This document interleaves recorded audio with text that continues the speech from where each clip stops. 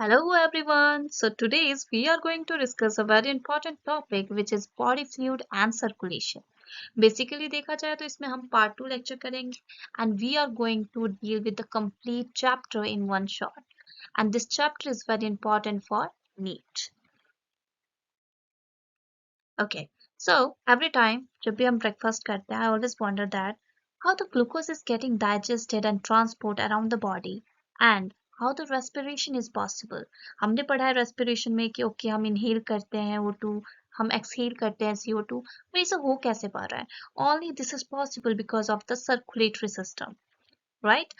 So in this lecture we are going to discuss the two main things.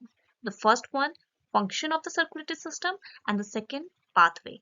Pathway means कैसे blood जो है वो transport करता है, किस जगह से कौन से chamber से किस chamber तक जाता है, उसे हम अच्छे से discuss करेंगे. ये topic जो है ये थोड़ा सा complex है क्योंकि ये topic जो होता है ना अगर आपको concept clear हो गया तो अब तो आपको एक बार में समझ में आ जाएगा. बट अगर वही कॉन्सेप्ट में कुछ लोचा हो जाता है ना फिर समझने में पूरी लाइफ लग जाएगी भाई.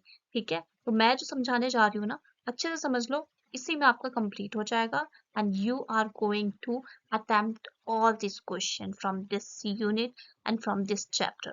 Fine, so let's get started.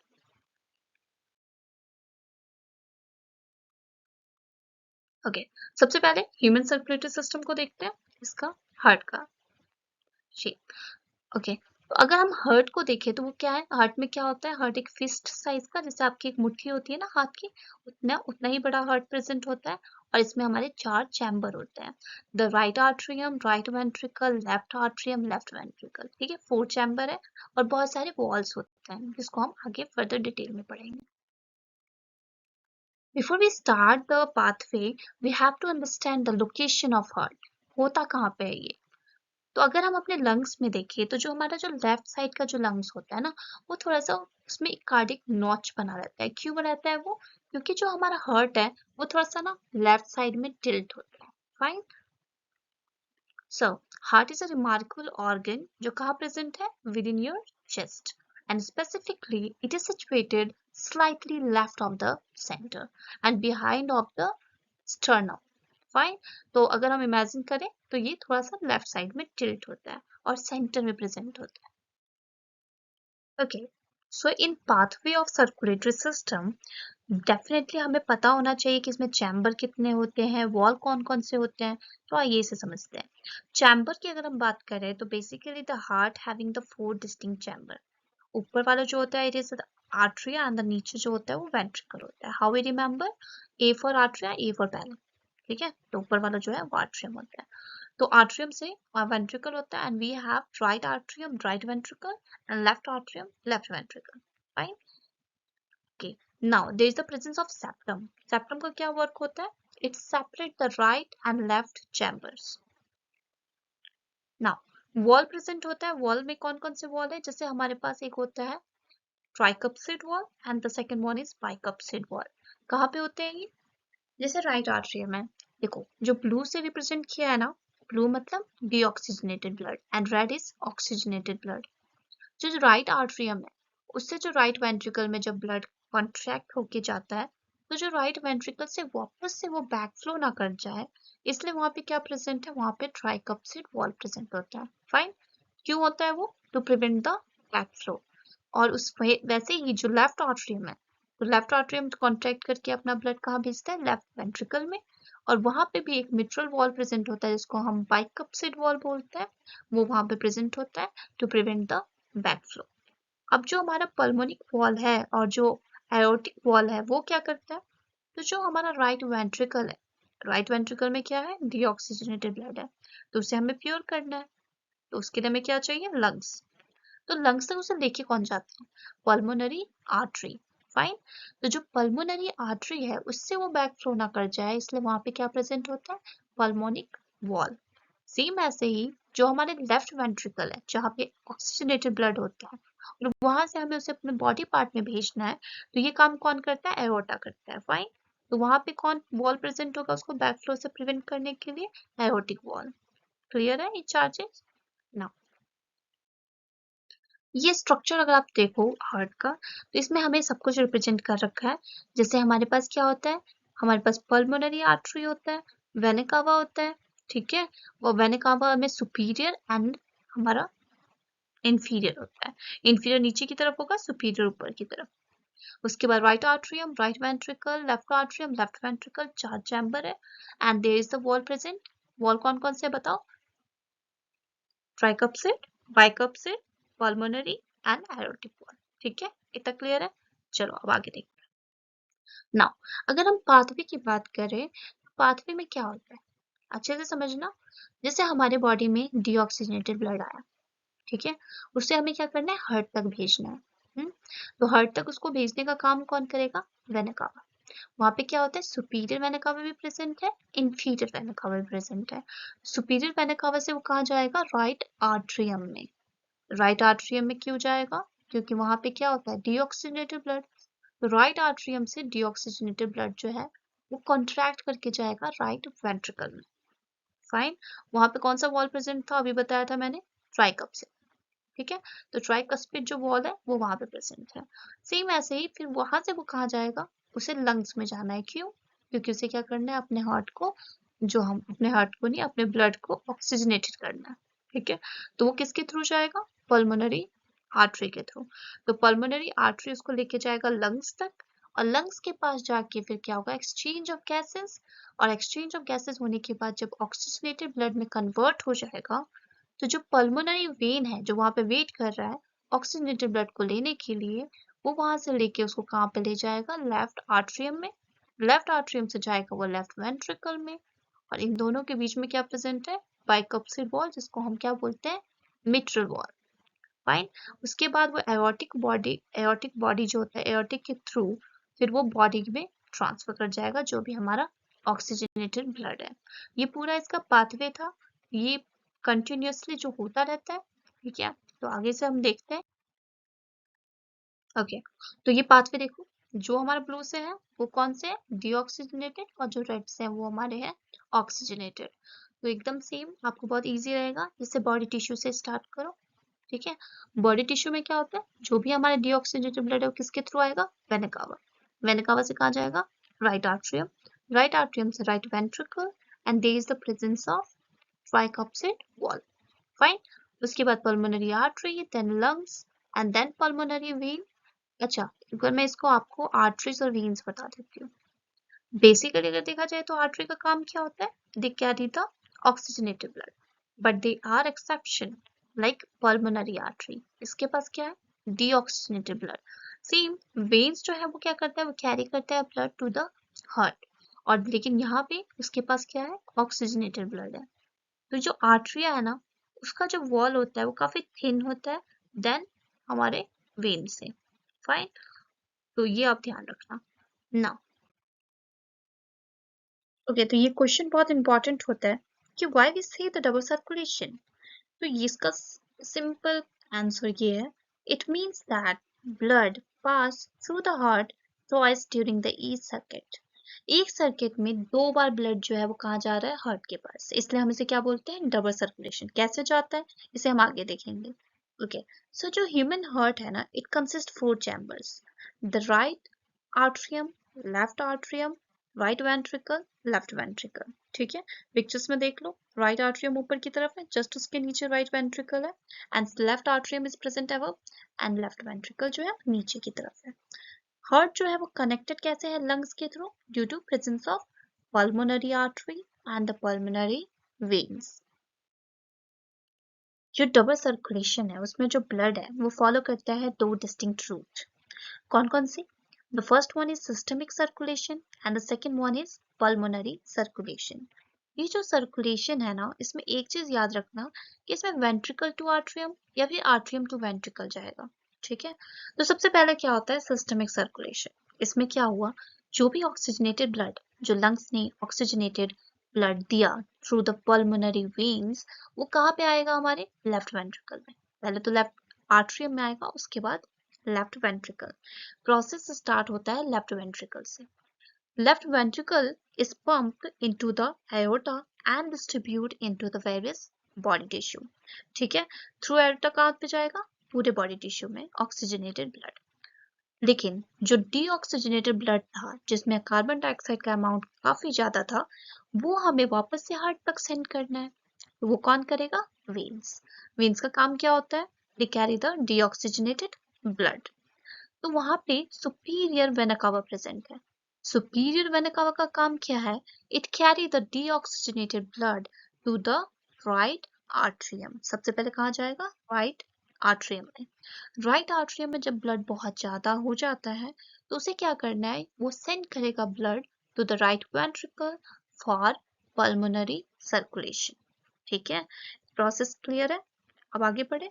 Okay, now pulmonary circulation में क्या होता है कि जो ब्लड था वो कहाँ पे आया? राइट आर्ट्रियम से राइट वेंट्रिकल में। अब राइट वेंट्रिकल में क्या है? डीऑक्सीजनेटेड ब्लड है। डीऑक्सीजनेटेड ब्लड को हमें कहाँ भेजना है? लंग्स तक। कौन लेके जाएगा? Pulmonary artery. क्लियर है इतना? प्यूरिफिकेशन हो गया। अब जो ऑक्सीजनेटेड ब्लड था उसको पल्मोनरी वेन लेके आएगा लेफ्ट आर्ट्रियम में, और फिर वो लेफ्ट वेंट्रिकल में जाएगा। फिर वो पंप होगा oxygenated blood into the aorta for systemic circulation. देखा, 2 बार हार्ट में हुआ ना, 2 बार ये प्रोसेस हार्ट में आया, 2 बार ब्लड हार्ट में आ रहा है, इसलिए हम इसे क्या बोलते हैं? Double circulation. इसको एक बार और सुनना, अच्छे से क्लियर हो जाएगा। Okay Okay, so there are some advantage of double circulation. The first one is efficiency. क्योंकि हम क्या कर रहे हैं? हम सेपरेट कर रहे हैं oxygenated and deoxygenated blood, and वहां पे हमारा डबल सर्कुलेशन यूज हो रहा है for efficient oxygen deliver to tissue. Second one is optimal oxygen exchange, क्योंकि वो क्या करता है? मिक्स नहीं होता, राइट? क्योंकि वो लंग्स क्या है? वो उसको मिक्स नहीं होने देता है with the deoxygenated blood returning from the body. उसके बाद third one is enhance the metabolic function, क्योंकि हमें पता है कि हमारा मेटाबॉलिक डिमांड जो है ना वो बहुत हाई है। उसको सपोर्ट करने के लिए जो हमारा डबल सर्कुलेशन है वो बहुत अच्छा रोल प्ले करता है। ठीक है, in mammals. Okay, so this is the second most important topic, zits a cardiac cycle physiology. Cardiac cycle में हम क्या पढ़ते हैं? Heart sound. आपने सुना होगा कि नॉर्मली जो गाने में हम धक धक यूज करते हैं, right? But in science we know that the sound of heart is lub and dub. ठीक है, हार्ट जो साउंड क्रिएट कर रहा है वो कैसे कर रहा है उसे हम कार्डियक साइकिल में पढ़ेंगे। ये सब हमने डिस्कस कर लिया है कि ह्यूमन हार्ट है, उसके 4 चैम्बर है, लेफ्ट राइट क्या क्या है, उसके वॉल भी हमने देख लिया है, और ये सब पॉसिबल हो पाता है वेन्स और आर्टरियम की वजह से, ये भी हमने देख लिया। तो अब हम इसके डिटेल में देखते हैं फेजेस। फेज जो है कार्डियक साइकिल का, उसमें हमें पता चलेगा कि कब लव साउंड क्रिएट होता है and when the dub sound is create, right? So basically it started from the atrium. Atrium में क्या होता है कि जो वेना कावा है या फिर जो हमारा पल्मोनरी वेन है उसके थ्रू ब्लड कहाँ पे आ रहा है? आर्ट्रियोल में। आर्ट्रियोल में सिस्टोल होगा। सिस्टोल का मतलब क्या होता है? कॉन्ट्रैक्शन। और डायस्टोल का मतलब है रिलैक्स। फाइन। तो सबसे पहले जब ब्लड आर्ट्रियम में आता है, आर्ट्रियोल में आता है, तो उस टाइम में क्या होगा? कॉन्ट्रैक्शन होगा। ठीक है, कॉन्ट्रैक्शन होता है तो क्या होगा? जो फोर्सफुली जो ब्लड है उसको कहाँ जाना पड़ेगा? वेंट्रिकल में। फाइन। तो उसे हम क्या बोलते हैं? Arteriole systole. Arteriole systole begin. अब जब वो कहाँ पे गया? वेंट्रिकल में। तो अब वेंट्रिकल में क्या होगा? वहां पे कॉन्ट्रैक्शन आएगा, वहां पे हमारा ब्लड का अमाउंट बहुत ज्यादा हो गया, प्रेशर ज्यादा हो गया। क्योंकि वो वापस से बैकफ्लो ना कर जाए, क्योंकि क्या होता है कि प्रेशर ज्यादा हो गया तो वो कहाँ जाना चाहेगा? कम प्रेशर के पास, है ना? तो वहां पे क्या प्रेजेंट है? मैंने बताया था, बताओ। ट्राइकप्सिड और बाइकप्सिड वॉल, वो दोनों प्रेजेंट होते हैं। वो दोनों क्या करते हैं? बंद कर देते हैं कि भाई ये वापस ना आ जाए। ठीक है, बैक फ्लो ना हो जाए इसका। फॉर एग्जाम्पल हम गेट बंद करते हैं तो आवाज आती है ना, ठीक है, वैसे ही जैसे ही हमारा जो एवी वॉल है वो क्लोज होगा, वहां पे वो क्या साउंड क्रिएट करेगा? लव। ठीक है, फर्स्ट हर्ट साउंड जो है वो यहीं पे क्रिएट होता है। उसके बाद क्या होता है कि जो वेंट्रिकुलर है, अब उसने तो दरवाजा बंद कर दिया, अब भाई जाए कहाँ? अब उसे पता है कि उसे कहाँ भेजना है। अगर वो हमारे पल्मोनरी आर्टरी के थ्रू लंग्स में जाएगा या फिर एरोटा के थ्रू वो बॉडी में जाएगा, दो उसके पास ऑप्शन है। ठीक है, तो जो हमारा वेंट्रिकुलर होता है, वेंट्रिकुलर सिस्टोल, ये हमारा क्या है? सेकेंड फेज है। इस टाइम पे क्या होगा कि वहां पे सेमिलुनर वॉल प्रेजेंट होता है। सेमिलुनर वॉल जो है वो ओपन होगा और ब्लड को रिजेक्ट करेगा। ठीक है, नाउ वापस से वो ब्लड ब्लड जो है जो सेमिलुनर वॉल के थ्रू गया, वो वापस से बैक ना आ जाए, इसलिए वो क्या करता है, उसको क्लोज कर देता है। जैसे ही वो क्लोज करेगा तो वहां पे सेकंड साउंड वहां पे क्रिएट होता है, जिसको हम क्या बोलते हैं, ठीक है, लव हो गया, डब। कब हुआ, जब हमारा सेमिलर वॉल जो है क्लोज हुआ। क्लियर है, ये सारा काम हो गया। नाउ लास्ट क्या है, ये वेंट्रिकुलर डायस्टोल का मतलब क्या होता है, नाउ ये रिलैक्स करेगा, जो चारों चैम्बर है ना, चारों चैम्बर क्या करेंगे, रिलैक्स करेंगे। और वो रिलैक्स करते हैं, और जो ऐसे वॉल जो होता है ना, वो उस टाइम पे क्लोज हो जाता है, सो दैट वो वापस से बैक फ्लो ना हो जाए। ठीक है, बैक फ्लो से उसको प्रिवेंट करने के लिए वहां पे वो प्रेजेंट होता है। समझ में आया। सबसे पहले क्या हुआ, आर्ट्रियल सिस्टोल, आर्ट्रियल में कॉन्ट्रैक्शन, आर्ट्रियल में कॉन्ट्रैक्शन आया तो वो वेंट्रिकुलर में गया, वेंट्रिकुलर में कॉन्ट्रैक्शन आया तो वहां पे जल्दी से एवी वॉल जो है वो बंद कर दिया। जैसे ही एवी वॉल बंद हुआ, उसने लव साउंड क्रिएट किया। ठीक है, वेंट्रिकुलर से वो कहाँ जा रहा है, अब वो वापस लंग्स के पास जा रहा है, या फिर वो बॉडी के पास जा रहा है। तो वहां पे क्या प्रेजेंट है, similar wall. Similar wall close कर देगा, सो दैट वो वापस से ना आ जाए ब्लड, और वो सारे जो चारों चैम्बर है वो क्या करेंगे, रिलैक्स। और इसे हम क्या बोलते हैं, वेंट्रिकुलर डायस्टोल। ठीक है,